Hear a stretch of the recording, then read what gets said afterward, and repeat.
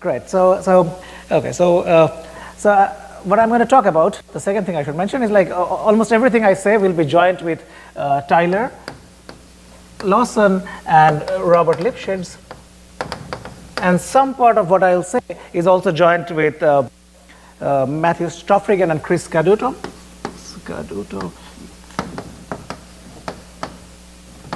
Okay.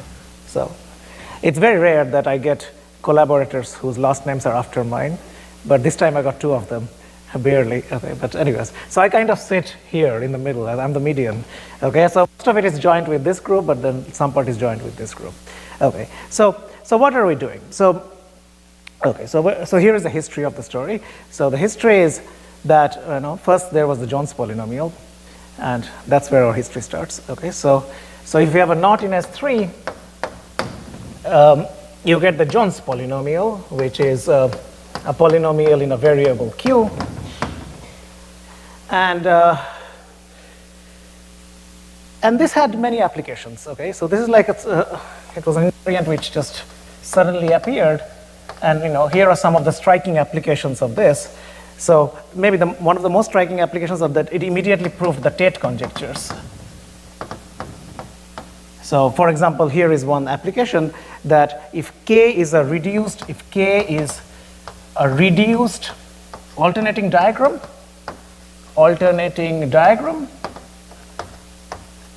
then it implies that K is minimal crossing.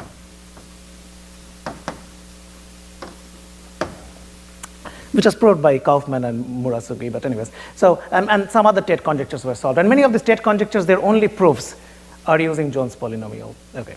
So maybe I won't say too much about that. But I'll talk about the next step in this story, which is Khovanov. So Khovanov categorified this. So what that means is that he constructed a chain complex. So this was Jones. Then it's Khovanov. So he categorified this. That means he constructed a chain complex. So there's a chain complex who's associated to the knot, associated to a knot diagram, whose chain homotopy type is a knot invariant as well. Okay? And what does it mean to say that it categorifies this? Well, it means that if you take the Euler characteristic, you get the Jones polynomial back. So if you take the Euler characteristic, that's the decategorification, you get the Jones polynomial back. Well, Euler characteristic typically is a number. So what's happening is that there are actually two gradings here. So this is bi-graded. So there are two gradings. One of them is the homological grading. So when you take Euler characteristic, you're taking the alternating sum along the homological grading. But there is a second grading that just survives. So that's why you get a polynomial. Okay, so it's bi-graded. I'm going to suppress the bi-gradings throughout. Okay, because due to FARPA regulations, I'm not allowed to talk about gradings, so I won't. So that's the sort of thing. But anyway, but this is the decategorification, and so Khovanov categorified this, and that had additional applications. So this is extra information. There are lots of knots which have the same Jones polynomial but different Khovanov homology. So it gives you additional applications. So here is maybe some of the famous applications of Khovanov homology. So this one is due to Rasmussen. Maybe that's the most famous application, which is that if K is a positive knot, if K is a positive diagram, that's kind of the opposite of being an alternating diagram. But if K is a positive diagram, then it implies that the four-ball genus of K is, can I fit it here? So four-ball genus of K is the genus of the surface gotten from Seifert's algorithm. So if we apply Seifert's algorithm to this positive diagram, you'll get some surface, and that happens to be the four-ball genus. And therefore, consequently, it's also the three-ball genus of the knot. By the way, the special case when this is a torus knot was conjectured by Milner and was proved by Kronheimer and Rofka using gauge theory. But anyway, so that's a famous application. Maybe I should give one more application. So we are moving on. So here is one more application. So this is due to Kronheimer and Rofka that the Khovanov homology, which is the homology of the Khovanov chain complex. The Khovanov homology is isomorphic to Z2 if and only if the knot is the unknot. So the Khovanov homology is an unknot detector. That's the name of the paper. So that's the Khovanov homology is an unknot detector, and actually, as far as I understand, that's one of the fastest algorithms to check if something is the unknot. Okay, I think it's theoretically the fastest. I tried to look up the different algorithms to check if something is the unknot, and I think currently the fastest algorithm is you just compute its Khovanov homology. So anyway, so by the way, then the corresponding question for the Jones polynomial is still unknown, and that's a big open problem. Okay, so okay, here are some those are some applications, and then what we did is like we tried to get a space level refinement of this. Yeah.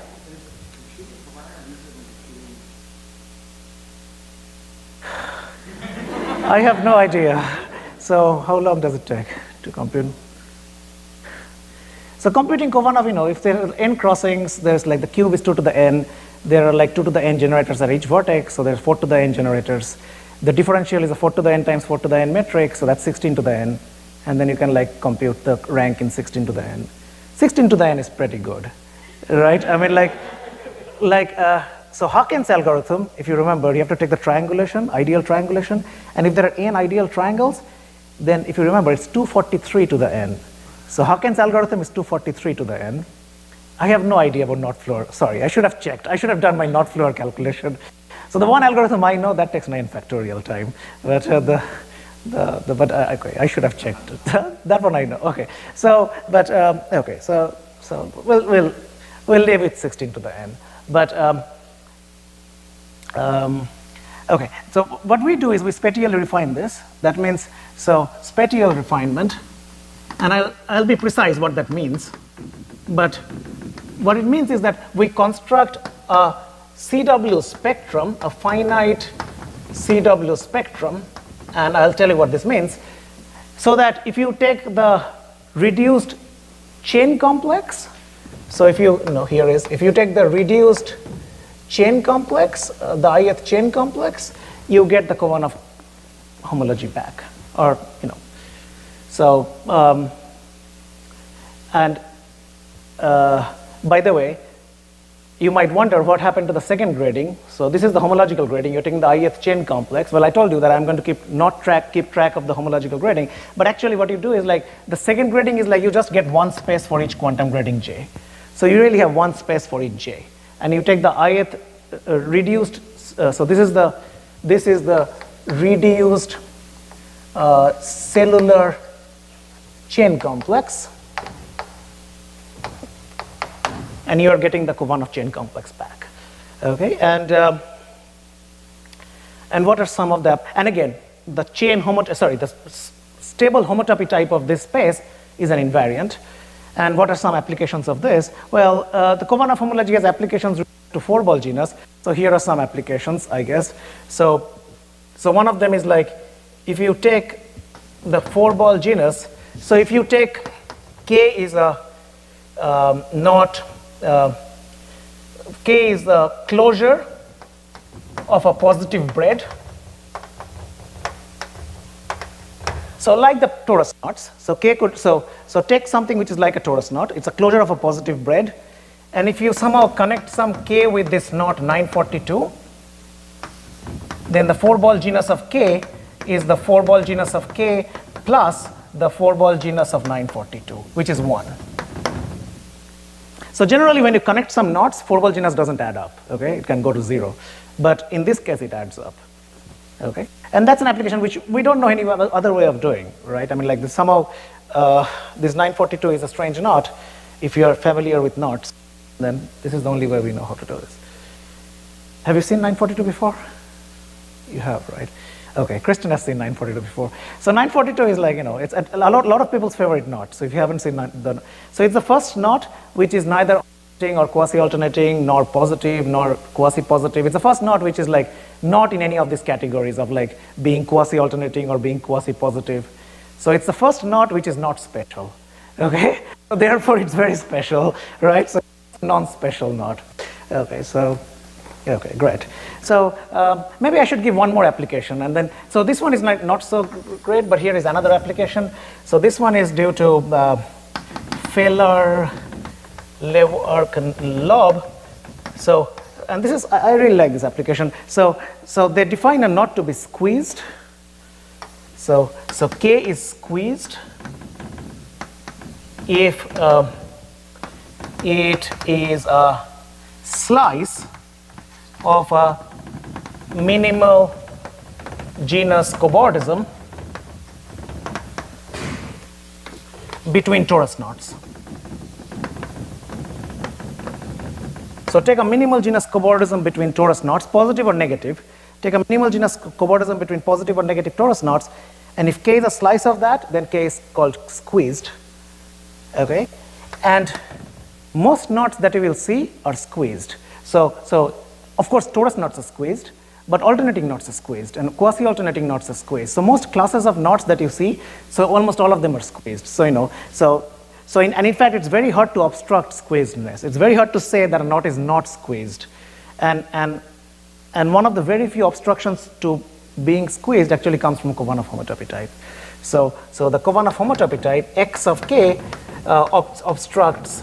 I mean, something about obstructs squeezedness, and we don't know very many invariants which obstructs a knot being squeezed.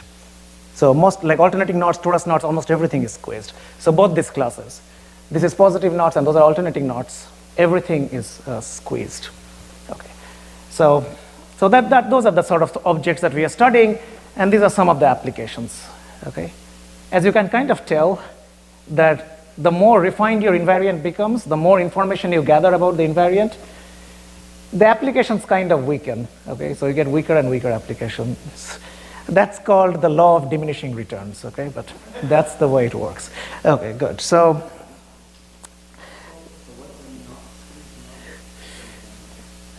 that I don't know. So I don't think 942 is a squeezed knot. So that most really is a non-squeezed knot. But I don't think they can show this using Khovanov. But they show some other 10 crossing knots are not squeezed. But I've forgotten the numbers. Okay, so okay. Yeah. So. Okay, so that was the history, and I don't really want to talk about the history. So what I want to do is I want to tell you how you construct all these invariants, like how you define each of these guys. So maybe I'll start with the Khovanov homology. I wouldn't go all the way back to Jones, but I'll start with Khovanov homology, and I'll tell you what you do. Okay, and I'm going to define Khovanov homology, and I'm going to do it with an example. Okay, so here is my example. This is the example I always use. It's called the Hopf unlink. Okay, so that's a two-crossing diagram of the two-component unlink. Okay, so you take a knot diagram like the Hopf unlink, and so what you do is, like, you number the crossings 1 and 2, and each crossing can be resolved in two ways. So if you have a crossing like this, you can resolve it by the 0 resolution, which is like this, or you can resolve it by the 1 resolution, which is like this. And so that diagram you can resolve in 4 possible ways, and that's called the Kaufman cube of resolutions. So you just resolve it like that. So you could do, so here is the cube, so you can do the 0, 0 resolution, so you resolve both of them by the 0 resolution. This is what the 0 resolution looks like. So what you get is this picture. I'll just try to draw it. That's the 0, 0 resolution. So, or else you can do this, you can do this, or you can do the 1, 1 resolution. Okay, let's see if so here I changed this one, so that's a 1, 0 resolution, that's a 0, 1 resolution. Okay, so that's the cube of resolutions. In this case, it's the it's the hypocube, right? Sorry, there's a hypocube of resolution. Okay, so then how do you define Khovanov homology? Well, so what Khovanov does is he constructs what we would call a Khovanov functor. So he constructs a Khovanov functor from the cube category to the category of abelian groups. And how does it define it? So maybe I'll leave that board for all category theory, but there is nothing to be scared of. It's very easy categories. So what's the cube category? Well, the cube category here is 2 square. This is the category with object 0, 0, 1, 0, 0, 1, and 1, 1. It has 4 objects, and these are the non-identity morphisms. So there's a morphism like that, morphism like that. Of course, you can compose morphisms. So there's a morphism like that, morphism like that, So there are 5 non-identity morphisms. That's the category. So that's the cube category in general. And what's the category of abelian groups? Well, I guess I only care about finitely and freely generated abelian groups. Okay, so these are finitely and freely generated abelian groups.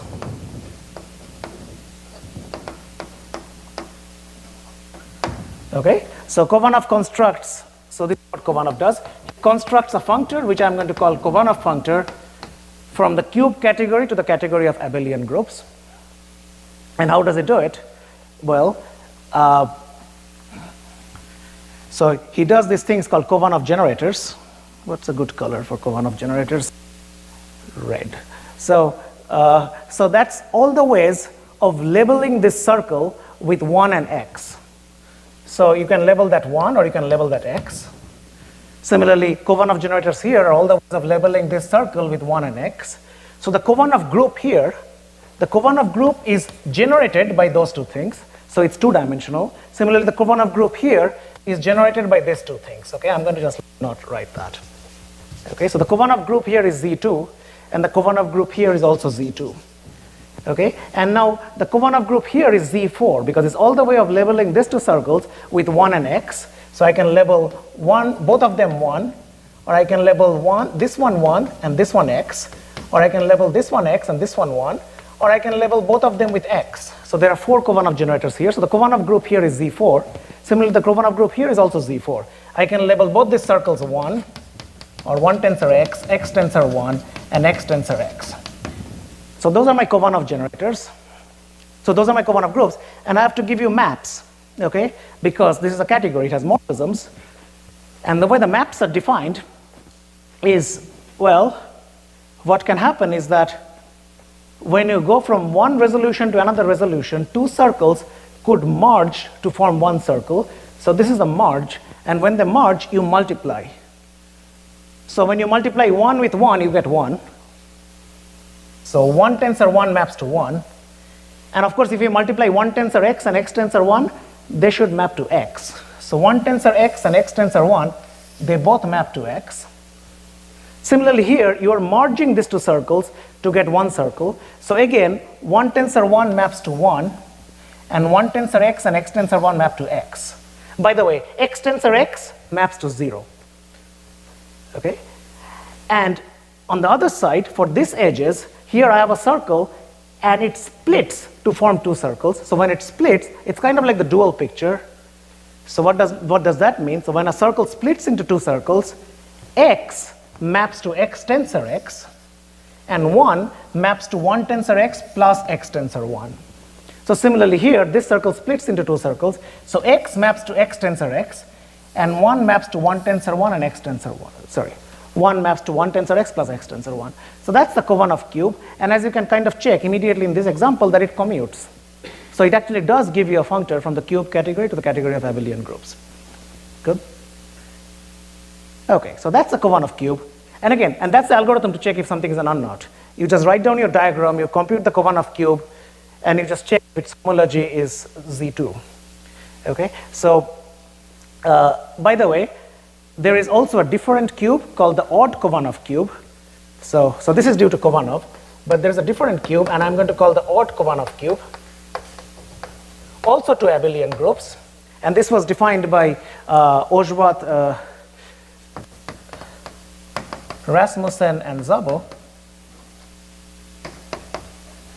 This is the odd theory. This part was the even theory, but there is also an odd Khovanov cube where you just look at this map, but you put some signs. So in the odd Khovanov cube, you will put signs. So you will put signs on this arrow.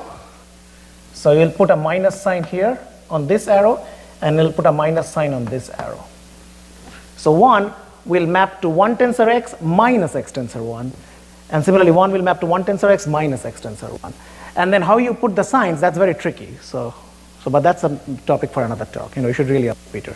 But anyway, but you put some signs, and you actually get a different cube, distinctly different cube. Of course, over Z mod 2 coefficients, you get the exact same cube. But with Z coefficients, you get an entirely different cube with often entirely different homologies. Okay, so that's called the odd Khovanov homology. So there are two different homology theories. One is the even Khovanov homology, and one is the odd Khovanov homology. Okay, so far I have just told you what the cube of resolutions is, and then somehow from here you can construct a chain complex. How do you construct a chain complex out of this? Well, there is a fancy procedure. So what does this mean? So here is my category theory board. So what this means is that both the Khovanov functor and the odd Khovanov functors, so the Khovanov functor and the odd, as well as the odd Khovanov functor, these are cube-shaped diagrams. So these live in this thing. These are diagrams from the cube to abelian groups. And once you have a diagram, so these are the diagrams from cubes to abelian groups. And once you have a diagram from cubes to abelian groups, you can construct a chain complex out of it. Anytime you have a cube-shaped diagram of abelian groups, you can get a chain complex out of it. So this, for example, is my category of chain complexes. So let's be precise. My abelian groups were finitely and freely generated. So maybe so are my chain complexes. So chain this is like finitely and freely generated chain complexes. Okay. So, and this is called a totalization. And what does it do? So if you have a cube-shaped abelian groups, a cube of abelian groups, how can you construct a chain complex out of it? Well, here is what you do. You just take mapping cones, but you take iterated mapping cones. So you take mapping cones in different directions. So first you take mapping cone in this direction. So here are maps. So you can take their mapping cones. So you get a chain complex here, and you get a chain complex here by taking mapping cones. And then these maps, the maps in this direction, they give you chain maps between this chain complex and that chain complex. So then you can take mapping cones in that direction. And then the final thing is the iterated mapping cone, and that's a chain complex. Okay, so you can do iterated mapping cones. Whenever you have a cube-shaped diagram of you get a chain complex out of it by just taking iterated. And that's your Khovanov complex. Okay, so the totalization of the Khovanov functor, this is the Khovanov complex. This is the Khovanov chain complex. So you first take a cube of abelian groups and you just take iterated mapping cones, and you get chain complex. Similarly, you can do iterated mapping cones for the odd Khovanov complex. Is that okay? Great. So that's our picture. Now what does it mean to, so we want to spatially refine this. Okay, so we get a chain complex out here, and we want to get a space, we want to get a CW spectrum whose homology is that thing. Okay, so maybe I should be precise at this point. And so what we want is a CW spectrum. So what is a finite CW spectrum? So let me give a definition. So it's like, so this category, so this is the category. This is the category of finite CW spectrum. And what its objects are, so objects, here are the objects. Objects are x comma n, where x is a pointed finite CW complex. Finite means it has finitely many cells and it has a base point, and n is some integer. That's a finite CW complex, and I'm going to write this as, so I'm going to write this as sigma to the n times x. That's the way I'm going to write this. Okay, so you should think of this as like you have a CW complex x, and you're taking its nth suspension with the understanding that n can be negative. Okay, so this is n is just a formal number. I mean, n is just like a number, but you should think of them as like taking the nth suspension. So those are the objects. What are morphisms? So morphisms are, so what is a morphism from the nth suspension of x to the n, sorry, maybe, yeah, so to the mth suspension of y. What's a morphism like that? Well, a morphism like that is a map, is a cellular, is a pointed cellular map where you have suspended both sides enough times. So it's a pointed cellular map from n plus rth suspension of x to the m plus suspension of y for some sufficiently large r. Okay, so you suspend both sides enough number of times so that these are now real suspensions. These are like, these numbers are positive, these numbers are positive, so this actually means something. This is actually a CW complex. It's a suspension of a CW complex, and we just look at pointed cellular maps, and those are the morphisms. Okay, is that? So that's a perfectly good category. This is a category, and that's a finite CW spectrum. So if you have never seen spectra before, this is a good first start. I mean, like, those are spectra. Unfortunately, this, like, notice the word finite. So this, I mean, this is a great category, but it only captures the finite portion of the spectra. So most of the spectra people are interested in, those are infinite spectra, like the Eilenberg-MacLane spectrum. So that's a spectrum people care about, but that's an infinite spectrum. So finite CW spectra don't really capture those. But if you're only interested in finite CW spectra, this is a great category to have. Okay. Is that okay?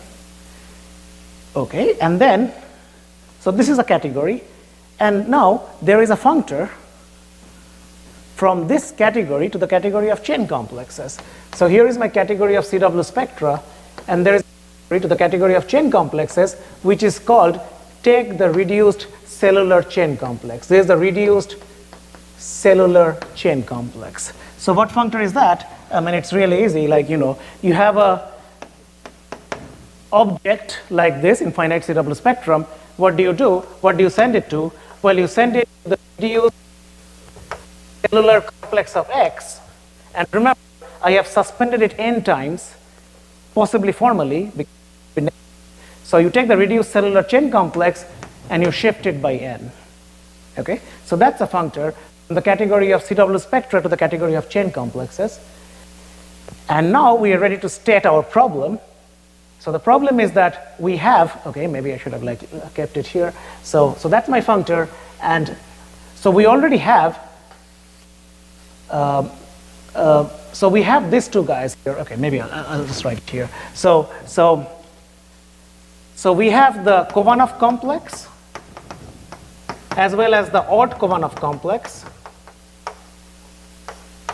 These are chain complexes, and remember, from the category of CW spectra to chain complexes, and the spectral refinement problem is that can I construct finite CW spectra which produce, can I construct spectra which produce the Khovanov complex and the odd Khovanov complex respectively?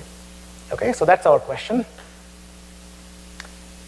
Okay, here is a possibly easy way of solving this. Like, a great way to solve this would have been, if there is a section of this functor. So here is a functor. Anytime you have a CW complex, you can get a chain complex out of it. Does this functor have a section? So maybe, so here is a, so maybe, anytime somebody gives me a chain complex, I can produce a CW complex by this mysterious section, and then once I take the reduced cellular complex, I get my original chain complex back. Okay, so if that would be the case, then this will be an easy way to solve. You have these two chain complexes, you apply the section, you get these two spaces. That will be an easy and a boring way of solving this. Okay, and that possibly couldn't have more information than the underlying chain complex. And in fact, such a section does not exist. There is no such section. Okay, and this requires a proof. Okay, so and for a long time I couldn't find a proof, but then we found it. So this is due to Carlson, that you cannot construct. So if somebody gives you a chain complex, you cannot construct a space whose chain complex is that, at least functorially. So you can always construct it non-functorially. That's called the Moore space. So if somebody gives you a homology group, you can construct a space whose homology is that homology group. That's called the Moore space. And what Carlson tells us is that you cannot possibly make the Moore space construction functorial. So,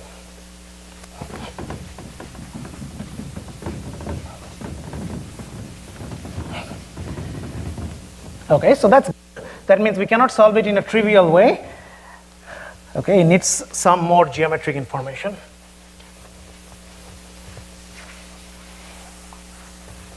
By the way, let me just mention an interesting subcategory, some interesting subcategories of this.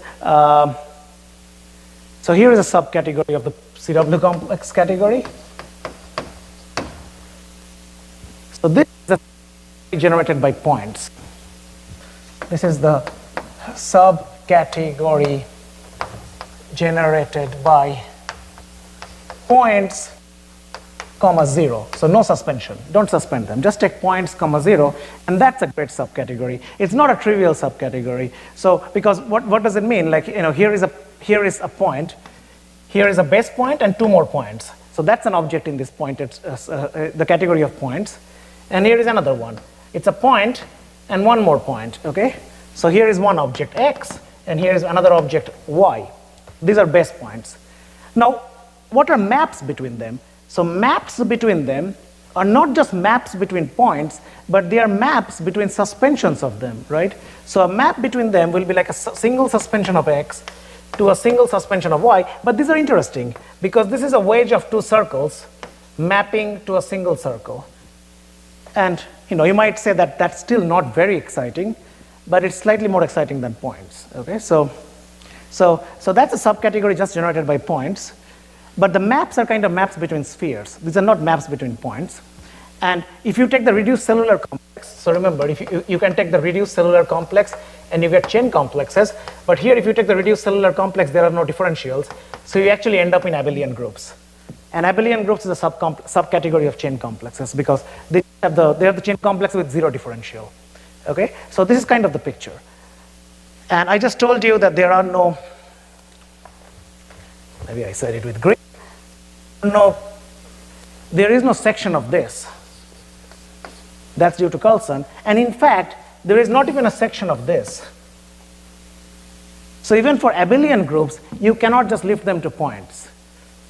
And if you think about it, that might seem really surprising because, like, what are we saying? We are saying that, you know, if you have abelian, free abelian groups, like Z. So what this says is that I have Z. I want to lift it, I want to get a point out of it, right? So that means I'll get a sphere, right? I'll have an n sphere.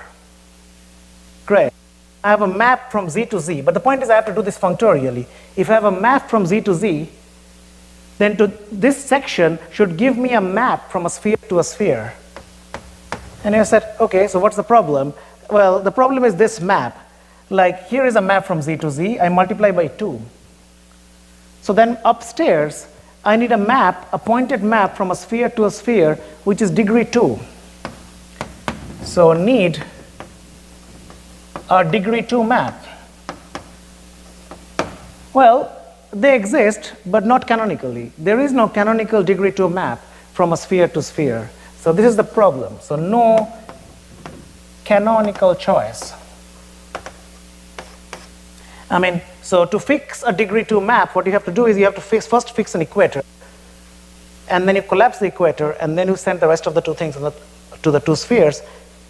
And the point is that the space of equators, so let me just write this, the space of such maps, the space of equators is not contractible. Contractible, it's like not even simply connected. Pi 1 is Z mod 2. Okay, so it's not even simply connected. So there's like a huge family of such maps, degree 2 maps. And the fact that pi 1 is Z mod 2 is related to the fact that this Z mod 2 is also, by the way, pi n plus 1 of Sn. So since spheres have higher homotopy groups, you cannot do this, okay? And this still requires a proof. You still have to appeal to Coulson's theorem to show that this cannot be lifted. There is no section of this. Okay, so, but why did we care about this subcategory? So this subcategory might look simple, but it's not so simple, okay? That's all I'm stressing. That this subcategory is not just, like this category of points is not just its homology, okay? Like, because a map from a sphere to sphere is still very interesting. And really here is the technical point that these 3 categories here, these 3 categories are what's called infinity 1 categories. Again, that's a fancy name, but what it really means is that not only do you have maps, but you have homotopies between maps, and you have homotopies between homotopies, and so on. While this one is not. This is just an ordinary category. So you cannot really expect that an infinity category, like the entire information about the infinity category, contained in its homotopy. So this couldn't possibly have same amount of information as this. And that's really the point. Okay. So, okay, but now back to this. Like, why do we care about that category P? It's because, so Khovanov gave me, and as well as like Oshvat, Rasmus, and Szabo, they gave us like this Khovanov functor and the odd Khovanov functors to abelian groups. And so let me rewrite this. So we have this like Khovanov functor and the odd Khovanov functor to abelian groups, the Khovanov functor as well as the odd Khovanov functor. And to get a spatial refinement of that, it's enough if we could lift it to this category P. If we could lift it to this category P, we will be done. And why is that? Because if I can, like, instead of getting a, so this is a diagram, this is a cube-shaped diagram of abelian groups, but instead, if I could get a cube-shaped diagram of spaces, I will actually get a CW complex. And the reason is that just like a cube-shaped diagram of abelian groups produced a chain complex, you know, if you have a cube-shaped diagram of abelian groups, you can take these iterated mapping cons and get a chain complex out of it. Similarly, if you have a cube-shaped diagram of topological spaces, like these point spaces, so if you have a cube-shaped diagram of topological spaces like that, so it's a similar diagram like that, except instead of abelian groups, these are topological spaces. So at each vertex, we have a topological space. You can still take the iterated mapping cons. You can take mapping cons for topological space as well, and that will give you a CW complex. Okay, so that will give you a CW complex. So you can still take the iterated mapping cons.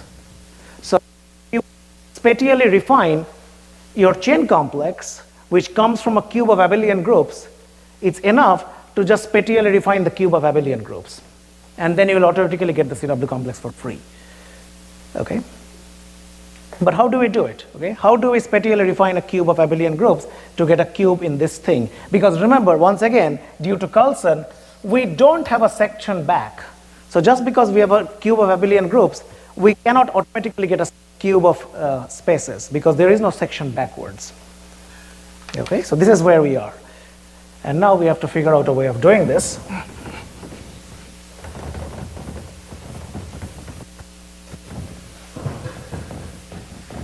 Let me leave that board. So, so what helps us is the Burnside category. Oh, sorry, wrong chalk.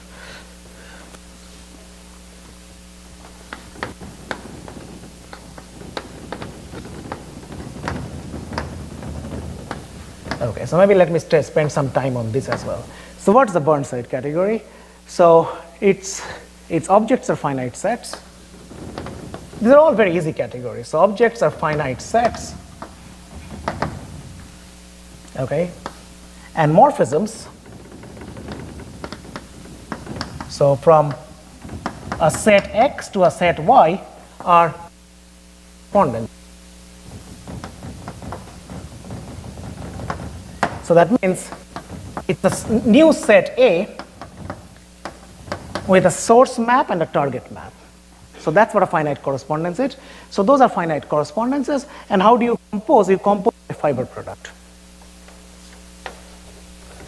Compose by fiber product. Maybe I'll just tell you. So if I have a morphism from X to Y, and if I have a morphism from Y to Z, you can fiber product these two morphisms over Y. Sorry, I'll just like write this. So you can compose, you can fiber product these two over Y, and that's the new correspondence. So you compose by fiber products. Is it okay? There's subtlety, which is the following, is that this is not a category. And why not? Well, let me explain on the category theory board. It's not a category because Like for instance, composition is not associative. So if I have a morphism A from X to, so I have a morphism A from X to Y, and a morphism B from Y to Z, and a morphism C from Z to W. Now if I compose in one way, I get A fiber product Y with B, fiber product with C over Z. And if I compose another way, I get A fiber product Y with B fiber product Z and C, right? So this is one way of composition, that's another way of composition. Now for it to be a category, this composition has to be equal to this composition, and that's just not true. Because this is a set, and that's another set, and these two sets are not equal. Okay, so it's like really a very silly reason that this set is equal to that set. So this is not a category, and this is like what one calls a weak 2 category. So okay, so we have to have these extra adjectives. This is a weak category. That means I not only have morphisms, but I also have 2 morphisms. So there are these 2 morphisms. Maybe I should write them here. So this category also has 2 morphisms. You also have 2 morphisms, which are morphisms between morphisms. So if I have a correspondence from X to Y, and I have another correspondence from X to Y, A and B are 2 correspondences from X to Y, a 2 morphism between them is a bijection. So it has to be a bijection. It's a bijection which respects the source and the target map. So this diagram commutes. So that's a 2 morphism. And all this says is that this is a weak 2 category, means that sure, it wasn't a category, composition was not associative, but it's associative up to 2 morphisms. So there is, of course, a bijection between this, which is called the associator, and typically denoted by the letter alpha for associator. So there are 2 morphisms, not this set, but of course these 2 sets are bijective. I mean, they're and there is a bijection, an obvious bijection from here to here. So everything holds up to the 2 morphisms. Okay, and of course these 2 morphisms themselves have to be coherent, but it is all that. Okay, so that's your Burnside category. Okay, why do we care about this? Well, so why we do is because actually there is a functor. So by the way, before we even say that, there is a functor from Burnside category to abelian groups. What is it? You send a set X, an object, to the abelian group generated by X. So direct sum of Z for every X in X. This is like, I guess I'll write it as like G, the free abelian group generated by that set of generators. Okay, so anytime you have a set X, you can just look at the abelian group generated by that set of generators, and it's immediate that if I have a correspondence from X to Y, I get an induced map from this set of generators to that set of generators. Okay, okay, I'll leave it to you to figure that out. Okay, so there is a functor from Burnside category to abelian groups, but in fact more is true. In fact, there is a functor from the Burnside category to this category of points. So remember, there was a functor like this to abelian groups, but this functor from Burnside category to abelian groups actually factors through here. Okay, and again, this portion I'll just, like, for the sake of honesty, I'll say that this is a slight lie. This functor cannot actually factor through a finite spectra category like this. This is a category of finite spectra. It kind of has to factor through a category of infinite spectra, but okay, it's a white lie. It's not too bad. So and what really is this functor? Okay, so what is this functor? So if you have a Burnside category, you not only get an abelian group back, but you can actually get a space back. And how do you get a space back? Well, so here is briefly the idea. So remember, we were stuck with this. We were stuck with this map. Here is a map from Z to Z, which is degree 2, and we couldn't get a degree 2 map from a sphere to sphere. Okay, but we can do it at the level of Burnside category. So let's see this in action. Okay, so here is the map from that we were stuck with, the map from Z to Z. So at the level of Burnside category, this Z is generated by a single point. Let's call it X. So this is the Z generated by a single element X, and this is Z generated by a single element Y. Okay, so here is a single element Y. But it's a degree 2 map, so that means I have a 2-element correspondence set. So I have a 2-element correspondence set from this 1-element set to this 1-element set. So I have a 2-element correspondence set, and now associated to that, I have to give you a map from a sphere to a sphere. So here is my sphere, here is my sphere. I'm going to think of this sphere, both of these spheres, I'm going to think of them as the cube mod boundary. So here is my cube, and here is my cube. I'll draw it smaller. Okay, so this is one sphere, that's another sphere. And how do I do it? Well, I do it by little boxes. This is called the little box construction. That's a technical word. Small boxes. It's called there are things called infinity algebras which come from little boxes. But anyways, so what you do is you choose 2 little boxes, disjoint, and you label them. This is the crucial thing. You label them A and B. Okay, and then what you do is you send each of these 2 boxes to that box, and you send everything else to the base point. And that's a degree 2 map. Okay, that's your degree 2 map. And now you might wonder that, wait a second, this degree 2 map also depended on choices, because I had to choose these 2 boxes, and you are right. But what is the space of 2 boxes in a big box? Okay, so let me just write this here. Space of 2 boxes in a big box. Well, if I have 2 boxes, I can interchange them. So that tells me that pi 1 is Z mod 2, because I can interchange them. So pi 1 is Z mod 2. So that's not very contractible, and you are right. But wait a second, the whole point of having this correspondence, and this is maybe the whole point of having this Burnside category, the whole point of having this correspondence is that the boxes get labeled. So it's not just any degree 2 map from Z to Z, but in fact, I know the labels. I know that one of them comes from A and one of them comes from B, so the boxes are labeled. So what's the space of, let's say, labeled? What's the space of 2 labeled boxes? Now I cannot no longer interchange them, right? Because then that changes the labeling. And what's the space of labeled boxes? Well, that's very highly connected. So that's not pi 1 is Z mod 2, that's n minus 2 connected. And very highly connected is kind of same as being contractible. So that's why you kind of have to go to infinite spectra, but this is very highly connected. It's n minus 2 connected. So this is really kind of like a functor. So the whole point of Burnside category is it's not just a map from Z to Z, but it's a map along with the labeling. It tells you where the map comes from. Okay? So what does that mean? It means, back to here, what Khovanov tells me is that he gives me a cube of abelian groups. What I want is I want a cube of spaces, cube of spheres. That's what I want. And what tells me that it's enough to construct a cube of Burnside category. So it is enough if I could construct a cube in the Burnside category. Let's ignore the odd Khovanov story for the moment. So it's enough to construct a cube in the Burnside category. And that will be okay. We will still be fine. So it's enough to construct this arrow, which seems harder, but let's do it. So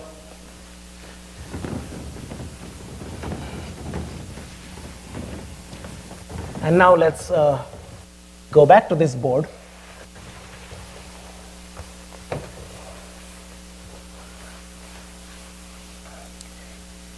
So this was the original Khovanov cube, and we want to construct a Burnside cube out of this. So what do I have to do? So Khovanov gave me that, said that this was Z2. It was generated by these 2 generators. So Khovanov actually gave me the generators, and Khovanov said that these were also Z2, generated by these 2 generators. And this was generated by these 4 generators.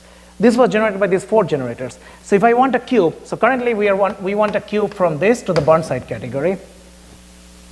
Okay, let's see. So instead of Z2 generated by these 2 generators, remember it's still here, the functor from Burnside category to abelian groups is a set goes to the abelian group generated by those generators, right? So what do? I mean, on the objects, I define it to be this set. And here I define it to be this set. And here I define it to be this set. and here I define it to be this set. I mean, that's it. It's this easy. Okay, now we have to do morphisms. Let's see. Okay, so what is the set of, what is going to be, so along this edge, I want a correspondence from this 2-element set to this 4-element set, right? So what is going to be my correspondence? Let's see. When did I start? On the hour, or maybe 5 past? 5:10 past. Okay, so I'll try to wrap up at 5. Okay, so let's see. So what's going to be the correspondence? So it's going to be a 3-element set, right? So my correspondence from this 2-element set to this 4-element set is going to be these 3 elements, where this has this as a source and this as the target, this has this as the source and this as the target, and this has this as the source and that as the target, right? So those are my 3-element sets. I can even give them names, alpha 1, alpha 2, alpha 3. Similarly, the correspondence from here to here is beta 1, beta 2, beta 3. Similarly, here it's gamma 1, gamma 2, gamma 3, and here it's delta 1, delta 2, delta 3.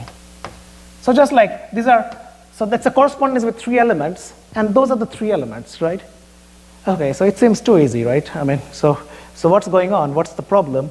The problem is, well, we wanted a functor from the cube to abelian groups, so I also have to compose them, right? So what happens if I compose this correspondence with that correspondence? So let's look at the fiber product. So what is the composition this way? So the composition this way, so here I have 1x, and here I also have 1x. So the composition this way, let's see. So if I start at 1, I can go to these 2 generators by these 2 correspondences, and then I can go from these 2 generators to that generator by these 2 correspondences. So the composition that way is a 2-element set, which is alpha 1, beta 2, and alpha 2, beta 3. It's a 2-element set whose entire source is 1 and whose entire target is x. So if I go that way, it's a 2-element set whose entire source is 1 and entire target is x. Similarly, if I go the other way, it's also a 2-element set whose entire source is 1 and entire target is x, and maybe I'll write it, it's gamma 1, gamma 2, and it's delta 1, delta 2, delta 2, delta 3. So it's gamma 1, delta 2, and it's gamma 2, delta 3.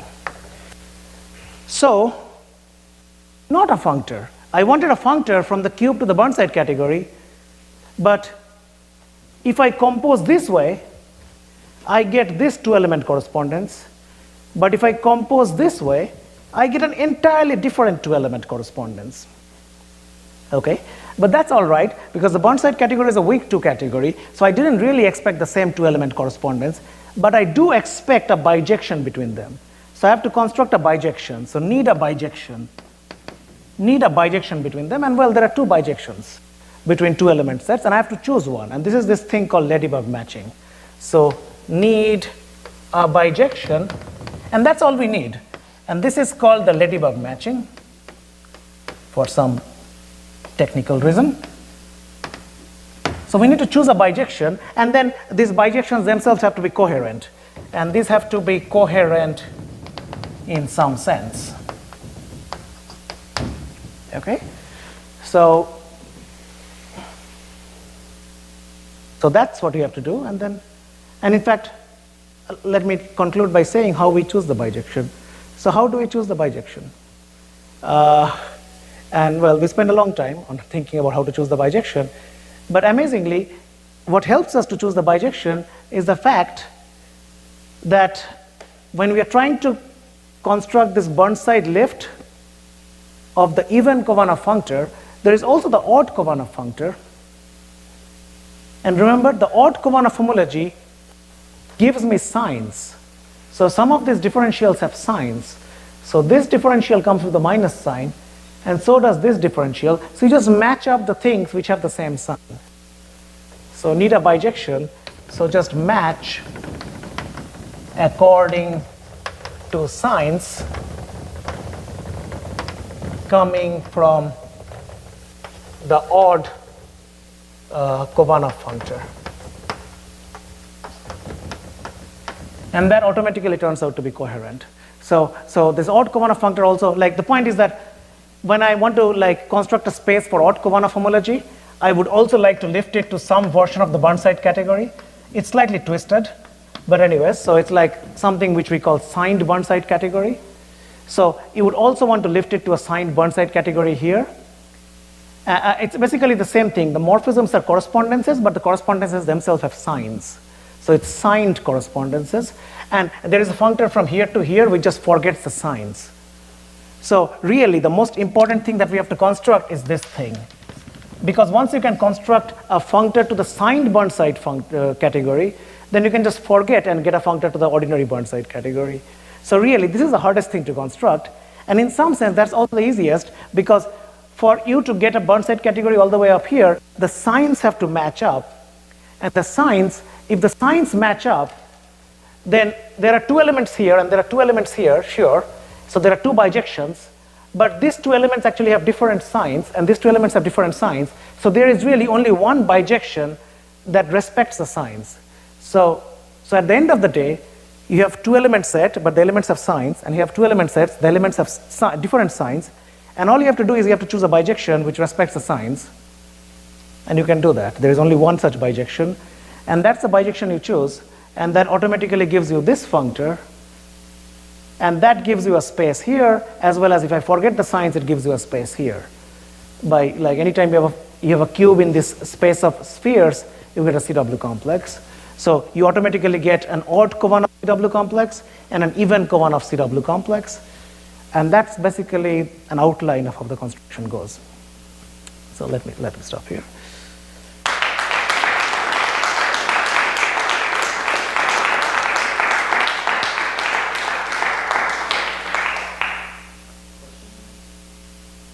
Yeah. Yes.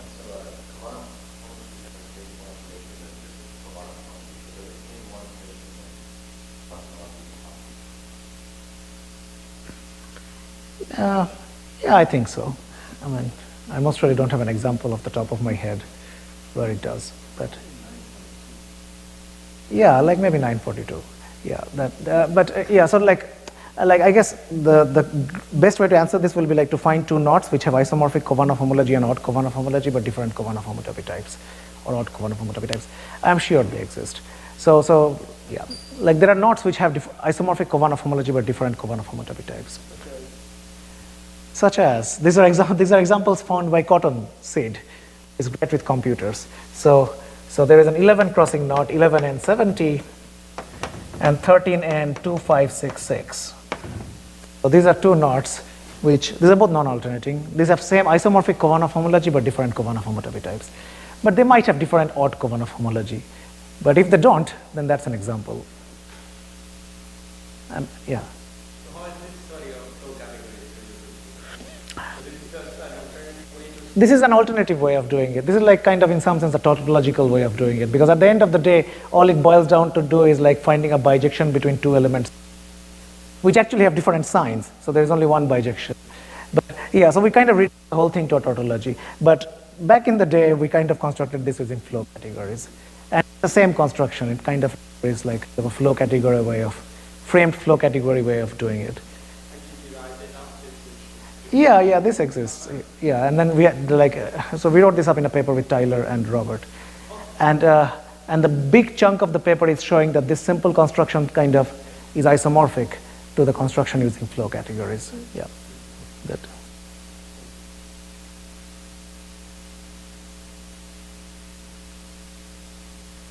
No?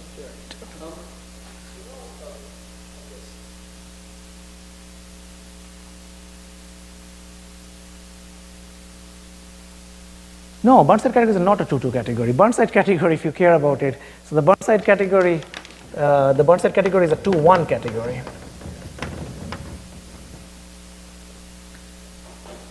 There could be infinity 2 categories, sure, but those are much harder.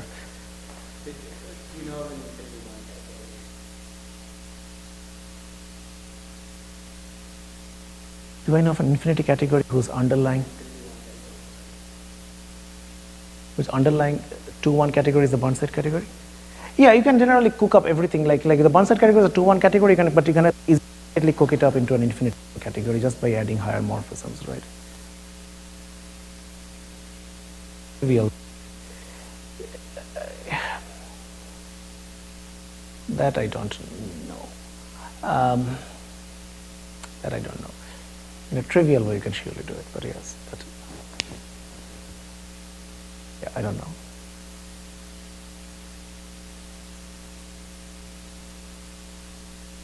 Thanks for speaking.